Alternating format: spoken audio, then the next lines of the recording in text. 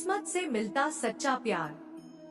बहुत किस्मत वाले लोग होते हैं जिनको इस संसार में सच्चा प्यार मिलता है, और उससे ज्यादा किस्मत वाले लोग वो होते हैं जो पूरी जिंदगी साथ गुजरते हैं।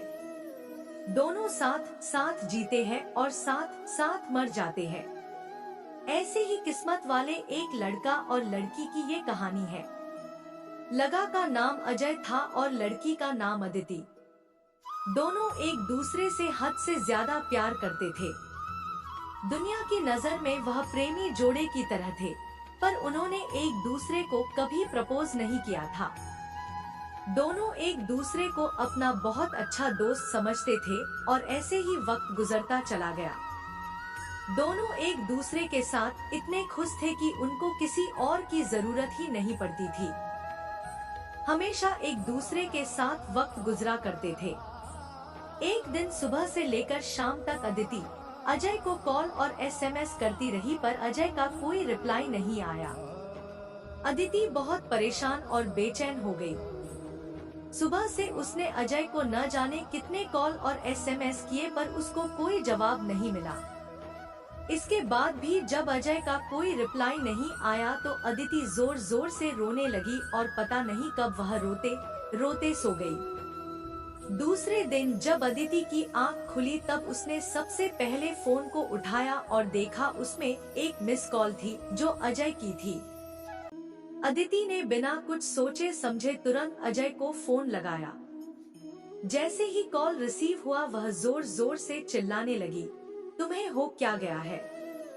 कल मैंने कितने कॉल और मैसेज किए, तुमने एक का भी रिप्लाई नहीं दिया। तुम समझते क्या हो और ना जाने क्या क्या। वह एक ही सांस में बोलती चली गई।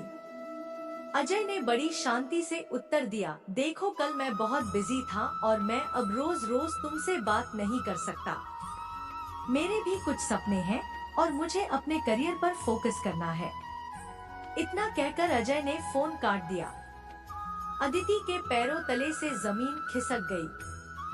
वह समझ नहीं पा रही थी आखिर अचानक ऐसा क्या हुआ जो अजय उससे बात नहीं करना चाहता है। वह जोर जोर से रोने लगी और उसके सामने फ्लैशबैक चलने लगा। अजय के इस बदले हुए रूप के बारे में उसने कभी सपने में भी नहीं सोचा था। जैसे जैसे वह बातें याद करती वैसे वैसे उसकी आंखों से आंसू गिरते चले जाते। अदिति की नजरों के सामने अजय के साथ गुजारे एक एक पल की तस्वीर ऐसे घूम रही थी जैसे दोनों कल ही मिले हों। पर यह दोनों जानते थे उनका रिश्ता 7 साल से ज्यादा पुराना है। वह अपने आप को कमजोर, अकेला और दुखी महसूस कर रही थी। इससे पहले हर मुश्किल में अजय उसके साथ था, पर इस बार वह अकेली थी और उदास थी। अदिति एक ही दिन में इतनी टूट गई कि वह सुसाइड करने की सोचने लगी। शाम के समय अदिति ने हिम्मत करके अजय को कॉल किया। अजय ने फोन उठाते ही कहा, मैं अभी बहुत बिजी हूँ, तुमसे बात नहीं कर सकता, सॉरी, और फोन रख दिया। अदिति के नंबर से रात 8 बजे अजय को फोन आता है। फोन सुनकर अजय जोर जोर से रोने लगता है और कहता है, यह सब मेरी गलती है, मेरी गलती से यह सब हुआ है, इसका जिम्मेदार बस मैं हूँ, और रोते हुए घर से हॉस्पिटल के लिए निकल जाता है।